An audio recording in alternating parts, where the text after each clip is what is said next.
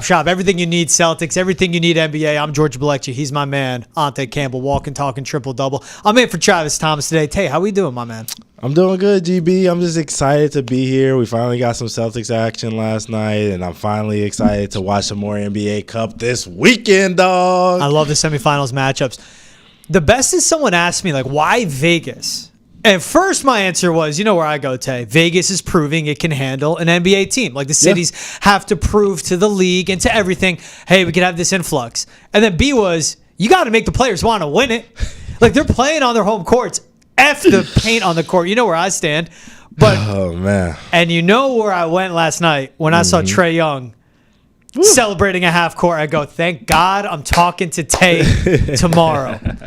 We're going to get into all that. We got a packed show. We're going to talk NBA Cup, take a quick recap at the games that set up the semifinals. Then we'll get into taking a look at who we think's going to win it. We'll talk Jimmy Butler and the constant trade rumors going around, especially mentioning also his agent going at Shams on Twitter and Shams' response to that. Man. Wicked and kick it. We got a grid for you guys too, and we'll talk some more all around.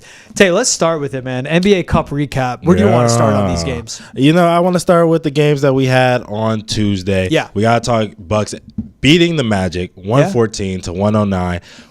Travis and I picked Bucks. I got to fill you in to win. Actually, I think I picked them to win it all, and he picked the Warriors to win it all. So we picked the Bucks to move on after this game, and we were correct on that one. George, how'd you feel about that game? Sick win, especially what Dame did in the final minute. Yeah. I mean, a three, a dunk, 4 free throws made. Like, that's what you need from him. Right. Dame dunking. I said, what year is it? I literally was on the phone with my boy when it happened. I said, what year is it? Is it 2024? When you see 9 points by Dame in the final minute, you're like, all right, he went Dame time and just hitting him from deep. No. A dunk was in there and got to the free throw line. Yep. Giannis had 37. Dame had 28. This is, I'm not going to say it's an asterisk win because it's a win and it was a tight game. Mm-hmm. No Paolo, no Franz Wagner, no Gary Harris, no Jonathan Isaac. But I like that you picked the Bucks, Tay, because this is such an important tournament for them. Yes. Doc Rivers has to show Giannis, you stay because I can get a team to buy in and win a tournament. Yes. And that whole team all together has to come together and win in a tournament format. We know Dame can do it. We know Giannis can do it. Can they do it together? Chris Middleton showing glimpses of health. Bobby Portis being big off the bench. So this was an impressive win, not because of who they beat, but what the Bucks need to show, especially, man, they still got to prove themselves to Giannis. Trade rumors are coming up for Jimmy. I wouldn't be surprised if they came up for Giannis. Yeah, this was one of my favorite games to watch from the early slate of the NBA Cup, just because you got to see, I tweeted out the other day, like Jamal Mosley needs Coach of the Year just for being in that game in the first place. I mean, you lose the 2 biggest guys, and everyone was like, okay, with no Paolo, they're definitely not going to stay up in the standings. They're going to lose. They're going to fall. They slid for a little bit, and then they bounced right back. Franz Wagner has been hooping. Everybody's talking about all-star nods for him. He goes down. Same injury as Paolo. Yeah. Same injury. And what do? They respond with a gutty loss. Now it was a loss, but a gutty loss, and they were getting beat up during that game. Jalen Suggs had his hand wrapped up. You know who was the next guy in line for them that was supposed to step up. So shout out to the Magic for being able to fight in that game. But yeah, the Bucks need all the respect right now because they are 11 of their last 14 are in the W column. You have to respect that with them. They're showing up. Everybody kind of wrote them off from a slide.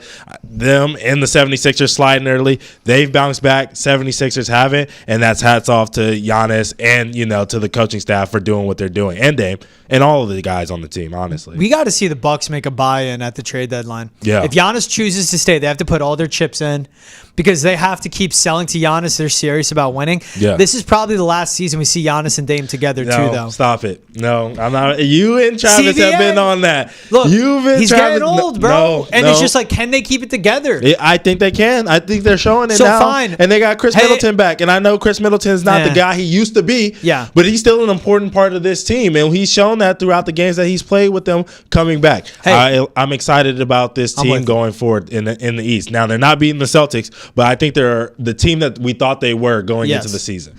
Let me separate Dame from saying they buy into the trade deadline. You buy at the trade deadline because you have Dame and Giannis. Yes. And yes, the Celtics are really good, but you are a serious contender in the East, and you have to buy in right now before the 76ers restart or reshuffle their deck, before the Heat reshuffle their deck. And they're going to get worse if they reshuffle. Yes. But as this Magic team is still ascending, you have everything right there. I need to see the Bucks go all in and buy at the deadline, especially if Giannis stays. Fair enough. Game 2, Thunder beat the Mavericks 118-104. Now, Travis basically forced me to pick the Mavericks in this matchup. And I said, okay, we have to pick together, but I want you to know that I think the Thunder are going to win. So we reluctantly chose the Mavericks to advance in this game. So I'm going to just take the blame for it too. We were wrong. We is who, though? You and Travis, not you and me. Not me and you. Me and Travis. Don't put me in that. We were wrong.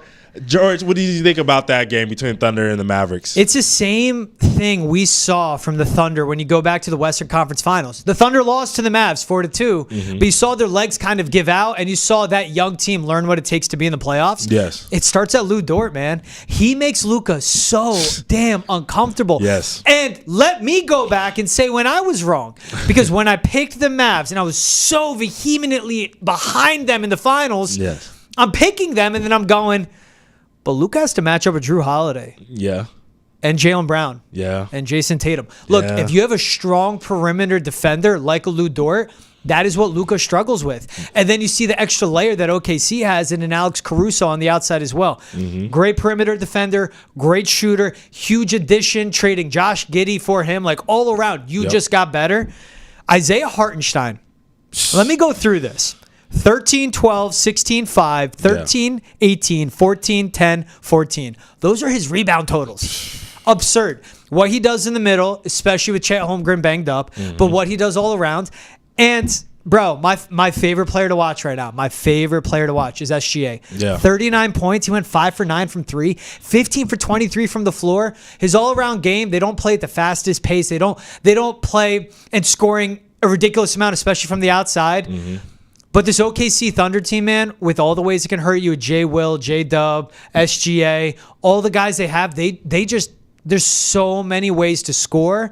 And they play their game. It starts with Lou Dort defensively because you have to talk about this because this is a Western Conference Finals preview potentially. Yes, it is. And look, everything that you just said about this game is everything that I told Travis was going to happen, and that's why I wanted the Thunder to move on in our bracket, but it is what it is. Look, like you said, the Thunder's perimeter defense has been stout. Insane. They're number one in steals. They've been having everybody shaking their boots. The issue is rebounding. But I told Travis this. I said, I'm not worried about the Mavericks bigs. And you brought it up. They team rebounded. They out-rebounded the Mavericks by 8 boards. It was 52-44. If the Thunder are out-rebounding people, they're winning games every single time. I can tell you that right now because of the perimeter strength that they have, not even just on the defensive end, but on the offensive end.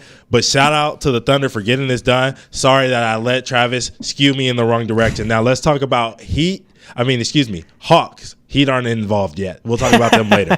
Hawks beat the Knicks 108-100. And I know Travis and I were wrong about this. We both picked the Knicks. I did give him some pushback. I said, hey, the Hawks are a real team. It's not going to be a cakewalk. And it sure wasn't. And I didn't even bring up Trae in the Garden.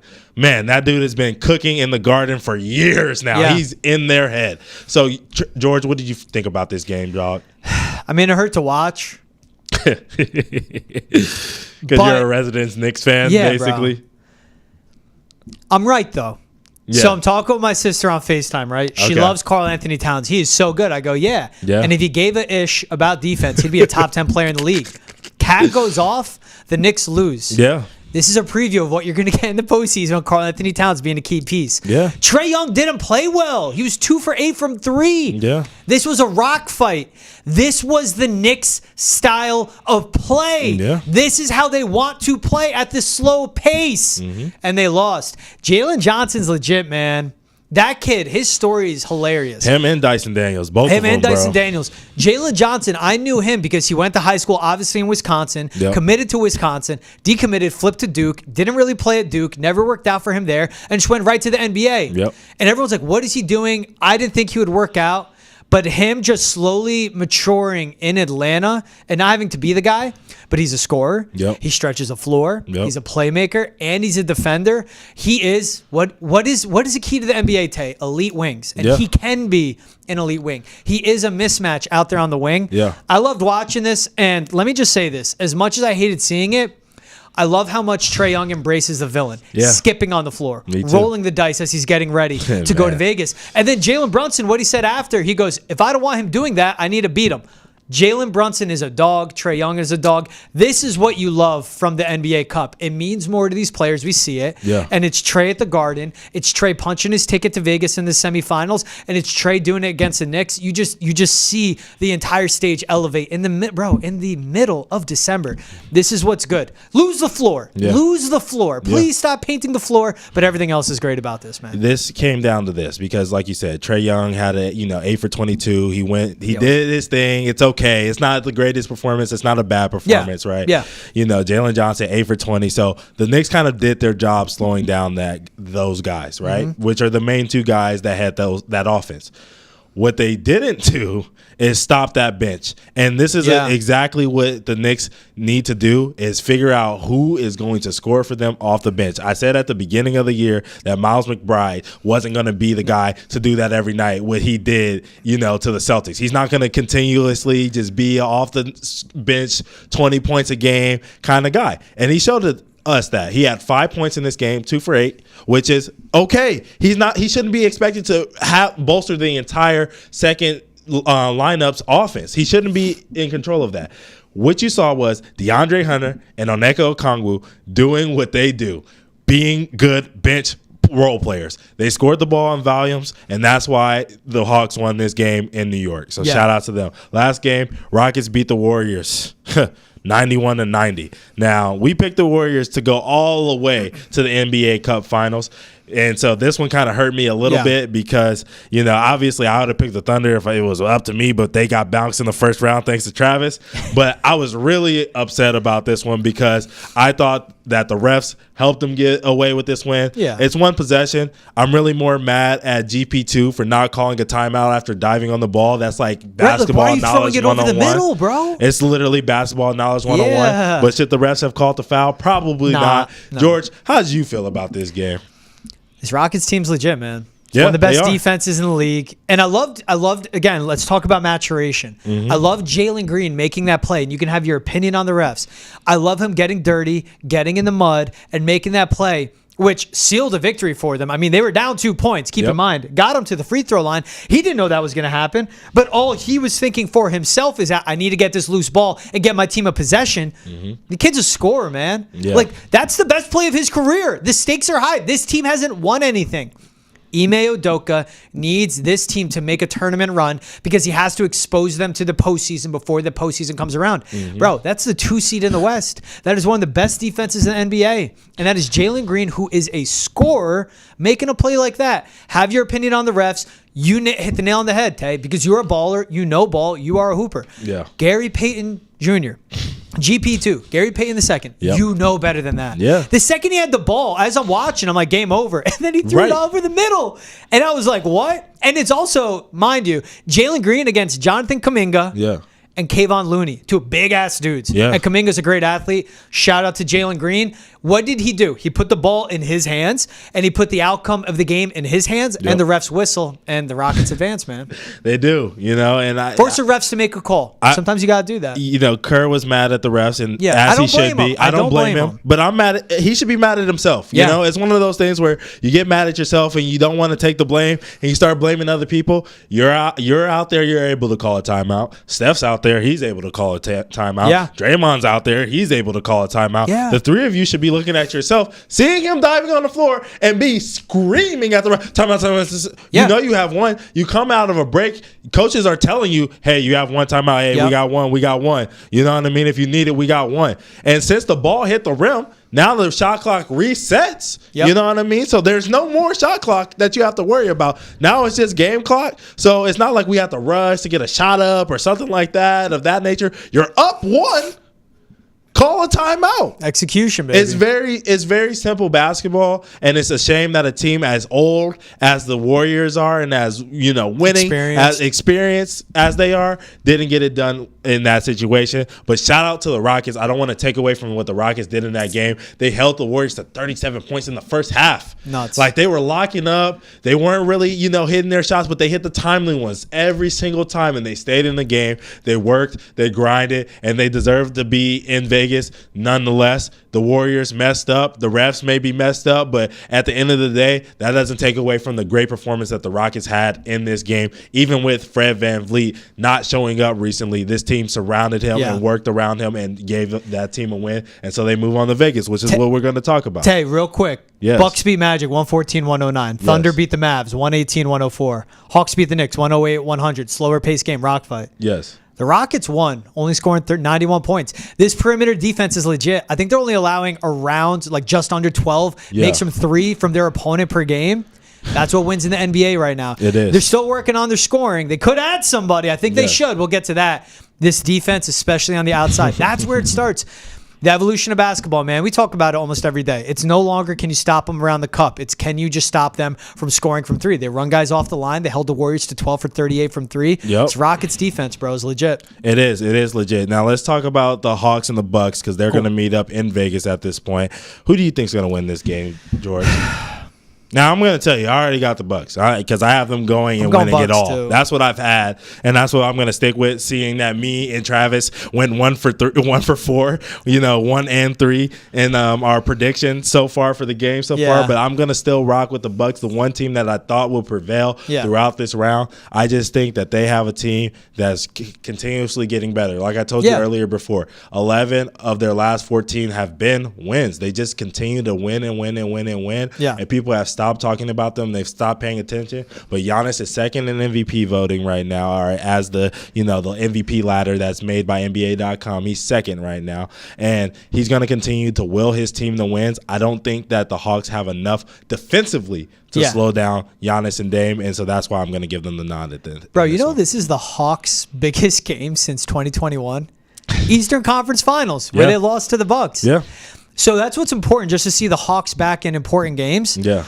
But who is this more important to? It's, as I laid out earlier, Doc Rivers knows how significant this tournament is. Yep. He has to show Giannis and Dame and that whole core playing together and winning a high-stakes game like this. Mm-hmm. But boom, man, it's the defense. Jalen Johnson can match up with Giannis, but he's way too important on the other end of the floor to have that big of a responsibility. And let's face it, physically, he can't keep up with him. He can't stop him. I don't think he can slow him down. Yeah. He's a really important piece. Giannis just knows, man, he lives for these moments. And for something this important, on top of how good they've been playing lately, I love that you keep pointing that out because that is significant in all of this. The Bucks didn't just happen to be here. They didn't just get by getting here. They had a really tough pool that they had to get through. And look, the Hawks beat the Celtics and the Cavs. That's impressive.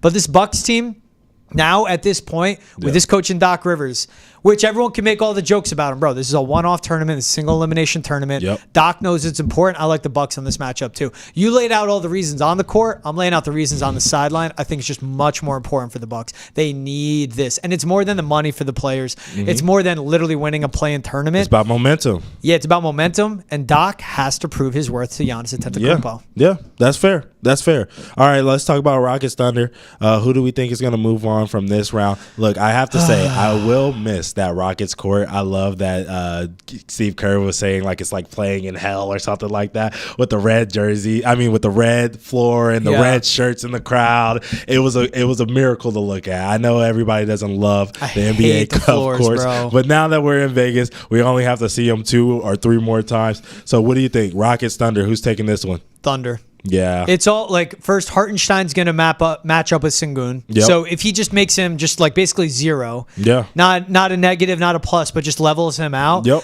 And it's how the Thunder match up. 2 very good perimeter defenses, but the Thunder don't have to beat you with threes. They'll just beat you however you let them do. They're going to play their game, they're going to adapt, and they don't have to rely on one way to win games. Yep. This is a great experience for this Rockets team because they haven't been in a play-in, they haven't been in the playoffs. They need exposure to this high of a level, of a stage, of the emotions of it all, of this type of opponent. Bro, this is what the NBA wants. You have the 1 seed against the 2 in the West, point blank period. Yeah. And then it just so happens you have the 2 best teams also in the play-in tournament. This Thunder team, you and I, we picked them to win the West. We picked them to lose in 6 to the Celtics. There's something special about the Thunder team. It's also how they match up. Even with Chet out, the addition of a Hartenstein, who is so important on the boards, who's so important defensively, and can be a facilitator from the nail in the floor. Like, that's what you want. You want passing bigs. He brings so much, man. SGA is the MVP. SGA is the most important part of this Thunder team. Yes. But Hartenstein, how he matches up with Sengun, who's important to this Rockets team, and just the consistency. I know what we're getting from OKC, but this is an important game and experience and exposure for Ime Udoka and the Rockets. They're not done, man. They are not done. I can't wait to see them in the playoffs. I can't wait to see them in the playoffs too. This Thunder team is definitely winning this game, and it just off of this, in a slow game that they played against the Warriors that came down to 90-91. So that tells you how slow this pace was of this game. They had 16 turnovers. That's a lot of turnovers for a slow-paced game. A Thunder team that loves to, first and steals, like I told you earlier, that loves to score in transition. And like you said, perimeter defense is on both sides. But the thing that the Thunder have that the Rockets don't have is a perimeter scorer who's one of the best in the league, right? So they're going to be able to score the ball, I won't say easily because it won't be easy, but at a higher clip than the Rockets will. And so that's why the Thunder will move on in this matchup. You know what sticks out to me too in all this is I think the Thunder are averaging like 22 points off turnovers per game. So you said it, they have 16 steals a game. Right. Bro, you can't give this how they dominate on the boards, man, and how they'll force turnovers. You can't afford to give them extra possessions, and you can't afford to just give away possessions and points. I'm excited for the cut, man. This is what the NBA wants. Yeah. If you were commissioner today, would you take away the floor though? No, because it gets people talking. Any publicity is good publicity. You could do something. You just don't have to do that. Yeah, you're true. You're right. My man, we'd make a good co-commissioners together. Hey, you want to hear all about Boston sports? Check out Nesson's Daily Sports Podcast. Boston has entered the chat. You can enter the conversation by tweeting at us using the hashtag NessonChat or email the chat at Nesson.com. Boston has entered the chat is available on YouTube, Spotify, Apple, Amazon, and wherever else podcasts are found. And if you're watching on YouTube, hit the subscribe button as well. We'd love you guys for it. And leave us a thumbs up. Leave a comment as well. All right, George. So now we got to talk about this Jimmy Butler news, dog. Yep. So look, Miami Heat are listening to trade offers for their All-Star, Jimmy Butler. George, how do you feel about this whole situation? Because you were talking to me a little bit before and talking to the people about Shams and him going back and forth with the agent, Jimmy Butler's agent, and all this other stuff. I know earlier this offseason we were talking about this possibly being a thing that's happening, and now we're 20, 25 games in, and it's already looking like it's going to get done pretty soon here. Man, I'm for him getting traded because we knew after last season, like Pat Riley said a point blank period, like Jimmy wasn't good enough. We need Jimmy playing games. And Jimmy Butler's the type of guy that can respond to that. Yep. But I think if you look at the landscape and what the Heat need right now is to get something in return for Jimmy Butler, because I doubt they extend him on a big contract, especially being over 30 years old. There's suitors out there, some that make sense, some that don't. What I loved was Jimmy Butler's agent calling out Shams. Yeah. So let me do this quick catch up for everyone that hasn't been on the Twitter world and all that. So Shams was reporting basically from Jimmy Butler's agent about other suitors. Okay. This guy goes to Twitter X. All right, listen, I gave you a pass yesterday because I was busy, but if you don't stop putting my name on your complete and utter made up BS because you know you normally aren't worthy of my time, aren't worth my time to acknowledge. I don't know what I'm going to do because I'm a middle-aged dad. But just know it would indicate severe dislike. What? Is he trying to threaten him? What is that? Hey, I don't know what I'm going to do, but just know I'm not going to like you. It's like, all right. Oh, no. Oh, the LeBron. Ooh, no, I'm not worried. Right. He says a bunch of stuff. Shams is your opportunity to say, my bad, blah, blah, blah. Then Shams on ESPN said, I 1,000% stand by my reporting. It's fully vetted. Okay. And as a professional, it's what I do. That's what I get paid to do. Report truthfully and accurately. This is what this is. Period. Okay. Look, bro, if Shams reports stuff, it's gospel. Like, he is one of those guys. He's standing on business. Yeah, and I believe Shams in all this. Okay, yeah. It makes sense. It's just the agent's pissed because his name got thrown in a report. Yep. And maybe he's mad like, Shams, say sources, don't say my name. Right, yeah. Because then he's looking at like, bro, I got other clients that are going to be pissed at that. Right. So in my opinion, the liar in all this is the agent because he's mad his agent was made. Did Shams mess up by saying his name? Sure, but yeah, probably. You know, it is what it is. I'm not really too worried about that. Forget the agents, forget the reportings. Trade Jimmy. Who really cares? What I got out of all of this is that Jimmy Butler, I thought coming into the season that he might want to get traded. It sounds like he's like, all right, you know, I'm not requesting the trade, but you know, if you guys are ready to let me go, I'll do it. You know, and I just so happened to land with a contender, right? In the West. You know, he just nudge. You know what I'm saying? So I think it's good to look at. Now there's 4 teams that have really been the marquee teams that have been on his list. Yeah. It's supposed to be Rockets, Suns, Warriors, and Mavericks, with the Rockets being the betting favorite to collect him, which you were alluding to a little bit earlier. Yeah. George, what do you think is the right? I won't say where you will think he will go, but what do you think is the best situation for Jimmy Butler out of this? Best situation for him. Let me start with the worst situation possible for both teams. Okay. Would be if he gets traded to the Suns. Because it has to be a Bradley Beal for Jimmy Butler move. Yeah. And then you think the Heat want that contract? No, but I do think him with KD and is good. Devin Booker would be great. So, no, it would be. Yeah. Bradley Beal with Pat Riley? Yeah, I'm not rocking with Miami that. would rather lose Jimmy Butler for nothing. Bro, it's 3 years, $161 million. So let me be real. That contract's awful, and the Miami Heat don't want that. So that's the thing. Back when he was with the Wizards and he was thinking about getting traded, Miami kind of would have made a little bit more sense at that time. But now, as he's getting older and he's not playing games as often as he probably should, I mean, you're just getting a lesser version of Jimmy Butler at this point. Hey, man, I'll go with this. I'll go with Warriors. Okay. I mean, that's a veteran team. You and Travis, man, love putting everybody on the Warriors. Giannis is going to the Warriors. Jimmy Butler, LeBron. Who else is going to the damn Warriors, bro? Hey, someone that can't shoot like Jimmy. You think NBA GMs want to help the Warriors? That's a fair point. But I think NBA GMs would want to help the Warriors if they're getting a Jonathan Kuminga, an Andrew Wiggins, a Melton, a Moses Moody, maybe a Pods in return.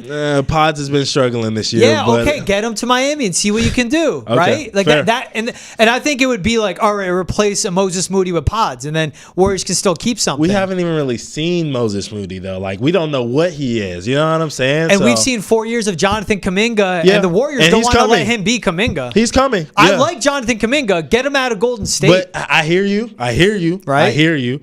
But Jimmy a fits player with who the was Warriors. better than him in Jordan Poole, who we saw more of, we were like, okay, he needs to get released and be free on his own. Yeah. And he's looked horrendous. I won't say, him specifically, but it's tough being in that. Him being a number one guy hasn't really worked out. You know what I'm saying? No. He's had some good moments and some bad moments, but it hasn't really worked out. You know what I'm saying? So this would be a rebuild of the Heat. Soft rebuild. You got Bam. And it depends on the return. So I could see that. Warriors make sense for Jimmy. To me, the best one though, man, and I think best for Jimmy is the Rockets. I think best for the Heat is the Warriors.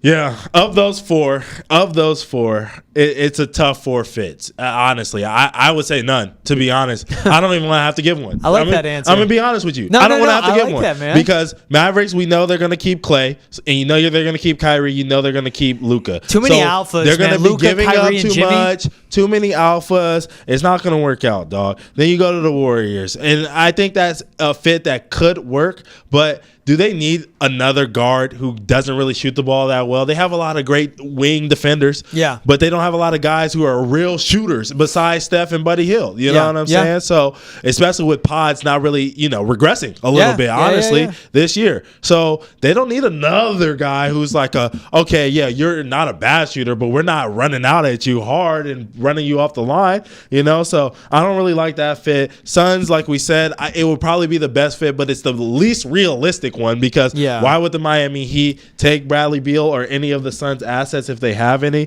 And then with the Rockets.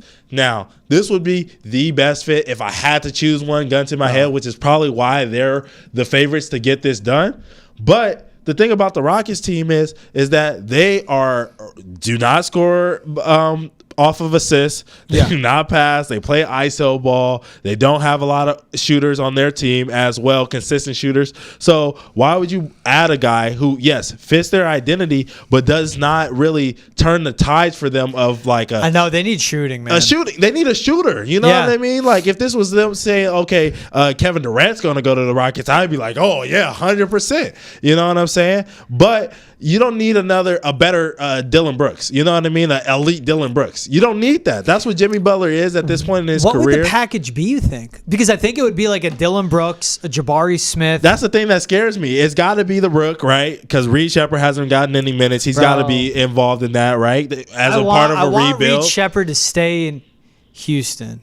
I hear that. That's fair. That's your guy. That's fair. But hey, and in defense of Reed Shepherd, him ending up in Miami wouldn't be the worst thing either. Him, and then they actually have a real point guard now with him, and then they have Tyler Hero, and then Bam. You know, that's a building block. I would assume that they're going to try to hold the Thompson twin there. You know what I mean? So I would assume maybe they would try to get off of a veteran. I don't know if that'd be Devin. Well, that's the thing. I can't take Fred and Reed. We're not taking two smaller guards. You know what I mean? In return for our wing.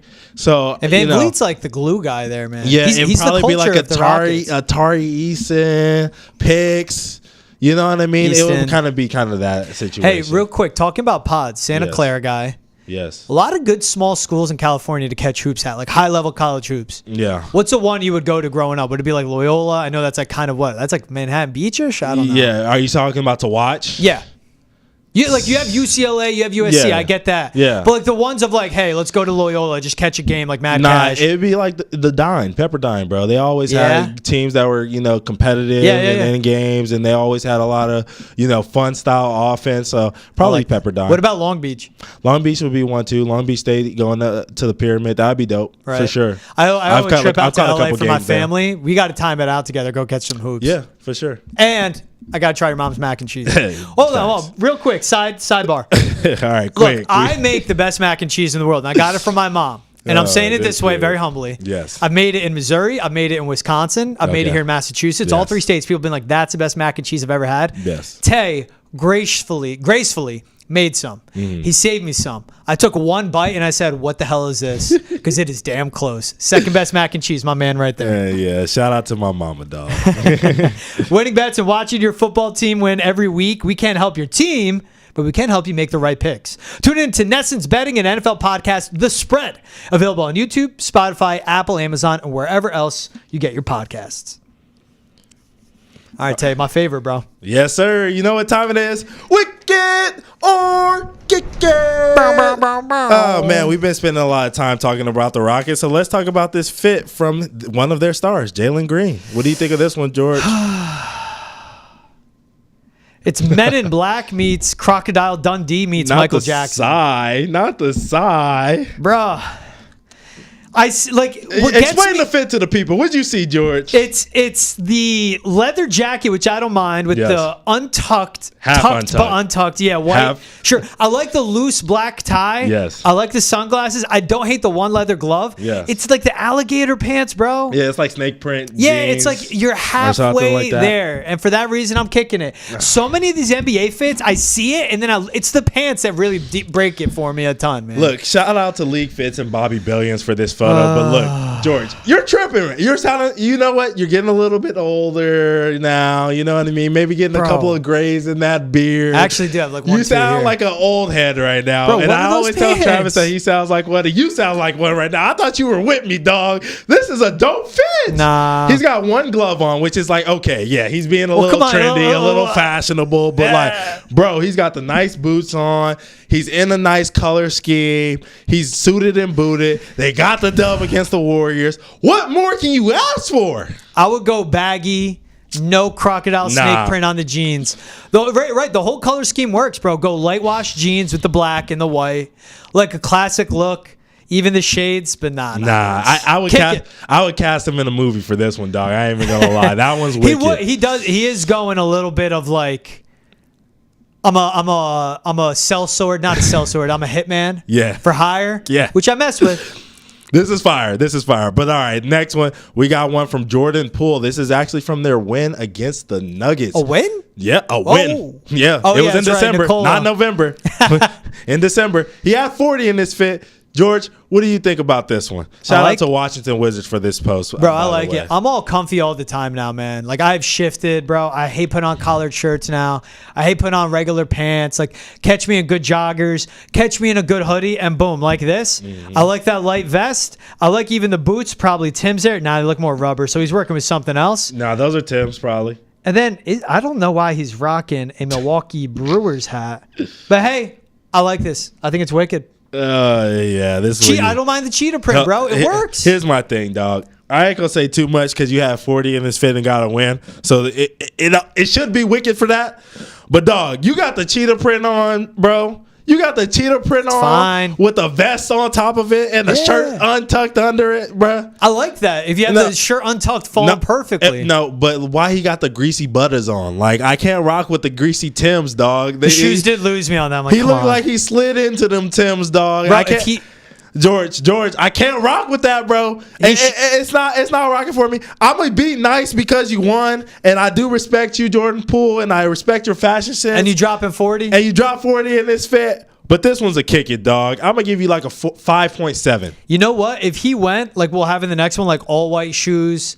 If you went like gray or white Dunks or Jordans or Vans, or bro, if you went with the Birks, like you give him white Birks, just rocking with white socks, he would have been fine on that. But nah, the cheetah print sweats suit ain't working for me. All right, we're dog. head to head. Let's see on this third one. All right, here we go. We got one from OB Toppin. Now this one's via Pacers and League Fit, so shout out to both of those teams. What do you think about this one, George? It's giving me Abominable Snowman, but comfy. Was this game? This was in Indiana. Yeah, this game was in Indiana, bro. Bro, the color works, and look, I cannot rock this because if I'm wearing stuff like baggy like this, bro, I'm way too short. I'm drowning in it. Obi Toppin pulls it off, so I'm going wicked on this one, bro. Yeah, this one is definitely a wicked for me as well. We actually agree on this one. He's got a nice fur. I don't even know what to call this. A bomber jacket, a pullover. Nah, it's a half zip pullover. Yeah, it's probably like alpaca or something too. It's like a off white. He's got the white tee on the bottom. Then he's got the cream pants with the white shoes. He's all fitting with his colors. I love it. It's congruent. This one's a great, simple fit for him, and it's fashion that's functional. It's wintertime now, and I'm telling you, it's cold over here in Boston, so I know how it is in Indianapolis right now. And this man is a cold piece with this cold fit on. So shout out to him. This one's definitely wicked. I'm going to go this one's going to get a higher score for me. I'm going to give him a 9.1 on this one, dog. I like this one a lot. Hey, you're feeling all right, giving out nice scores like that. Yeah. I go 8.7. Okay. I like the practicality of it, bro. It's good fashion and it's practical. Like you can wear this anywhere, right? Getting your coffee Saturday morning. Exactly. I could wear it on Hold My Banner. Exactly. You know what I'm saying? Anywhere. Going into the office, people will be like, damn, that looks comfy as hell. The other two, they'd be like, all right, what's going on here? Jordan Poole's like lit brunch. Jalen Green, like I said, is just a hitman. Obi Toppin is just showing up, bro. Just showing up. That's it. He's showing up. He's a businessman, dog. Can't be mad at that. Hey, the Red Sox offseason is heating up, and the rumors are starting to swirl. We know you have a lot of questions about the Sox future, and we ask the players, coaches, executives, and alumni those same questions on Nesson's Baseball Podcast, 310 to Left. You can find it on YouTube, Spotify, Apple, Amazon, and wherever else you get your podcasts. All right, GB, we got something. Another game that Travis and I played a few while back, and it's actually the NBA grid. All right, so we're gonna bring this in for you. We got an NBA grid here. We got to speak it out for our listening audience. Shout out to hoopsgrid.com for this grid. George, we're going to start in the top left. We're going to try to get a rarity score as low as possible. So we're thinking of obscure players that are in the back of your mind. And so we're going to start with the top left. We got to pick a player that played for the Miami Heat and the Orlando Magic. This one's tough, that Florida overlap. Yeah. Bro, let me pass it to you. You take this square. Okay, so because I'm thinking Ewing, I'm thinking Shaq. Yeah. Well, I'm thinking Ewing, and we're not going to go with that for Knicks Magic. Right. I'm thinking Shaq, so I don't like it. Yeah, that's fair. It's hard. I think this dude is more memorable because I think he got drafted by the Miami Heat back in the day, and like it was a big deal because this was when college basketball was everything to me, George. But Shabazz Napier played for both of these. He teams. did. You're right. Drafted by the Heat, and then he made appearances. Yeah. Shabazz Napier, dude, just a bucket. Yeah, an absolute dog. 1.76 legend. We'll take it. We'll take it for now. What's your like threshold? Like no higher than a 2? I just want it to be no higher than 2, maybe 3%. You know what I'm saying? And I'll take it. So we'll start with 1.76. Maybe we'll come back to that one. All right. What about this one? Knicks Magic. What do you think about this? So this was tough too, because obviously right away you go Patrick Ewing, but I'm not going to go there. Okay. Then I remember the trade in I think it was like 05, 06. It was 04, 05, 06. One of those 3 years. Could we go Steve Francis? Steve Francis. Okay. I think that one's going to be. Because he literally was traded from the Magic to the Knicks, so that's how I hit on this one. Okay, 1.6. He was still averaging like 12 points, maybe 13 points per game. Like he was still scoring a good ton. I don't think people. I definitely remember the Magic days for this guy that I'm thinking about, Matt Barnes. I don't think people remember the Magic days for Matt Barnes at all. Oh well, because of the Kobe pass fake. That was That's Magic days. Jersey. And what would Barnes have gotten? Ooh, 0.99%. All right, I think we go with Barnes. That. We'll go higher. Go with that one. All right, what about this? A Magic player that's had 1,000+ rebounds in his career. Now, this could be very easy. It could be honestly anybody. Yeah, Dwight's too easy. 1,000 rebounds. I know it's too easy. It's not that hard. Just played for this team and had 1,000 rebounds. Like that's easy. Going back to that same Magic team, actually. If you are okay with me still in this one, go ahead. Michael Pietrus. Do you remember him? I can't believe I just heard Michael Pietrus. Are you kidding me, bro? Yeah, that's what I'm saying. He's random. What did you get on him? 0.49%. 0.49. I like it. Are you kidding me, bro? What about this one? A Miami Heat player that's played in the 2010s. Now that should be super easy. We can come up with 1 million of them. Just a random player. Think of an end of the bench guy. Maybe you have one. I want to go as deep cut as possible. Okay. Udonis Haslem would probably be like a rarity score just because he doesn't play. Yeah. But he played. So that's 2010s. Do we go Mario Chalmers? Nah, that'll be popular. Rio. Go Chalmers. Okay. What was he? UD was 3.1%, and then Mario was 4%. Oh, okay. What about Dion Waiters? You think people remember Dion Waiters playing for the Heat? He was 2010s. Yeah, go Dion Waiters. Oh, my God. Mr. Edible. 0.96%. 0.96? Yeah. Don't take your edibles on the plane, Dion Waiters. Yeah, don't do that. All right. I want to take this one. This one's you. I'm not saying anything for this one. You got this one, George. I just looked at one team, and I had to go. Honestly, one of my all-time favorite Knicks, and if he never tore his ACL. Hold on. Knicks player that played in the 2010s for our listening audience. All right. Now, go ahead, George. Throw on my guy that if he never tore his ACL, I would have loved to see how his career took off. Go Iman Shumpert on this one. I think it's going to get a rarity score. Okay. Bro, he tore it against 1.37. People don't remember he played for the Knicks? He tore it against the... Right, that's what I don't get with these scores. Bro, hold on. So I got to see something. Steve Novak. Hey, this is just... Yeah, Steve... No, people have to remember Steve Novak for the Knicks. So they remember him? That's where he did discount double check. Iman Shumpert? Go Iman. Bro, what about this one, though? Hold on. The moment he tore his ACL against the Heatles, everyone in New York knew the series was over. That was it. Yeah. Tough. What about Lou Almondson? Yeah, Didn't he? Pump it. 0.94. I mean, I got an even more random one. You're gonna hate me for Knicks this. 2010s. More random Knicks 2010s than Lou Almondson. No one's gonna remember this guy. Go. What's the name? Chris Copeland. Yeah. You remember Chris Copeland? Yeah. Oh my God. 0.55%. Yeah, that's the best one. Bro, you could go Drew Gooden.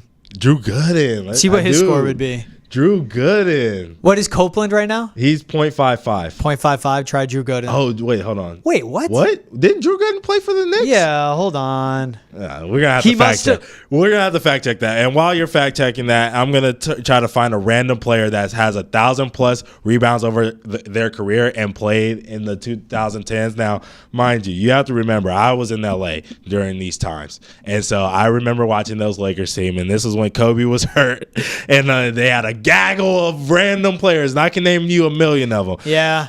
One of them being Ed Davis. Who? Ed Davis. Who? Ed Davis. No disrespect. 0.21%. 0.21%. I like that. You know who I was thinking of? Not Drew Gooden, Taj Gibson with the Taj Knicks. Gibson. Okay. That's why I mixed up. See him really quick for Taj Knicks. Gibson for Knicks, right? Yeah. 0.66. So Chris Copeland was a just little, beats him but out. that Go was Copeland. crazy. That's a crazy That's a pull. good one. Taj Gibson. People do forget about Also, that. by the way, I knew it was Taj Gibson without Googling. I pulled up Drew Gooden. I'm like, all right, if it's not him. And I realized it's Taj Gibson. Then it's Taj Gibson. Big old bald guy. All right, what about this one? Miami Heat player with 100-plus assists in a season. But we want it to be rare. Rare, random. I'm going to tell you I already know one off the top of my head because he played at my college. And so he's going to be Which one, very UTEP or Fresno? Fresno State. Okay. So I know I have a unicorn with this one. But I'm going to let you throw me some names. No, it wasn't him. I want to go Mario Chalmers, but that's going to get like a 5. That's going to get like a 5%. Mario. It should get like a 20 in my opinion. If you played point guard. 4.2. Yeah, it's 4.2. not good enough. Yeah. Go with your guy. Tyler Johnson. Oh. Former Fresno State Bulldog. Did not know that. Yes. Played there for a while. 0.66. Only you would know. Like, that's a name only you would know. What's Seton Hall on play at? Nope, we got nobody. Nobody. All right. What let's- about a Nick? You got to give me this one, dog. I mean, A Nick with 100 Sorry, a Nick with 100-plus assists in the season. Go ahead. GG. I just honestly, let's punch this in. Go Stephon Marbury just to see, like, this is going to get a 50%. Marbury. What's the highest you could get? 100? Yeah. In theory? Well, no, it would just be how many. I'm messing up. Go right Marbury. Just type in Marbury. Now. How you spell that, dog? Steph M-A-R? on. Steph, S-T. That's what I used to say. E-F. Go Marbury. Stephon. Stephon. Okay, there it is. I was spelling Marbury right. I was spelling 0.73. I mean, that's a great pull. We're using. Wait, but we're using that one. is so, bro. He was having he had 600 assist seasons with the Knicks. Yeah. What are we doing? I was gonna go with somebody that I played against in college, Humble brag. Alonzo Trier. Yep. The funniest story about this, Alonzo. He went to Arizona, right? Yes. Yeah. So the funniest thing before we move on and pick our last person, because I already know who I want to pick. It's the most random player that I've ever randomly thought about. So we'll get to the last square in a second, but. Against Alonzo Trier, now we have a rating system, right, in college where it was like Rondo. If you're a Rondo, if you can't shoot, so don't close out hard at all.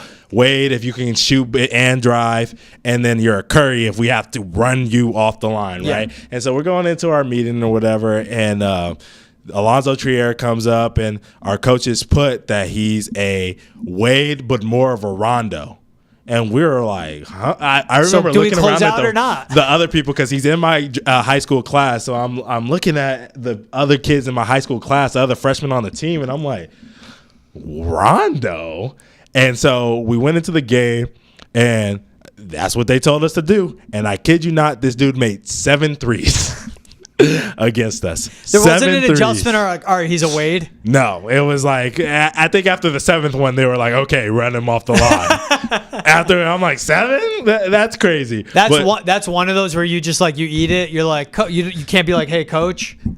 Yeah, nah, it's nuts. I tried to tell Aquarius. I tried to tell them, and then after that, they definitely trusted me a little bit more on the scouting report, and they would come to me to be like, "Hey, what do you see here, Ountae?" And I was like, "Yeah, the freshman knows a little bit about basketball. Maybe we should guard him on the 3-point line." But all right, last guy, random, because I used to play 2K during the 2010s like it was my job.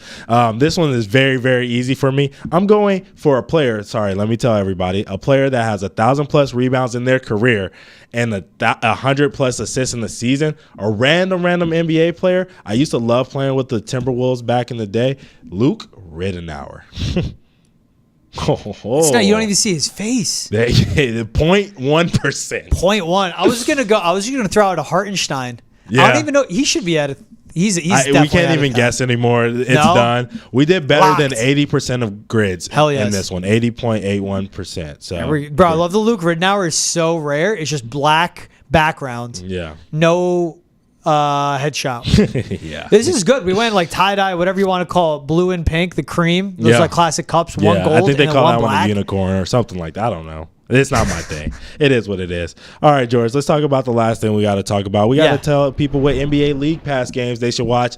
Since you're not always on the show, I'm going to give you the floor first, dog. I'm going this weekend. It'll be Knicks at Magic. Sunday night.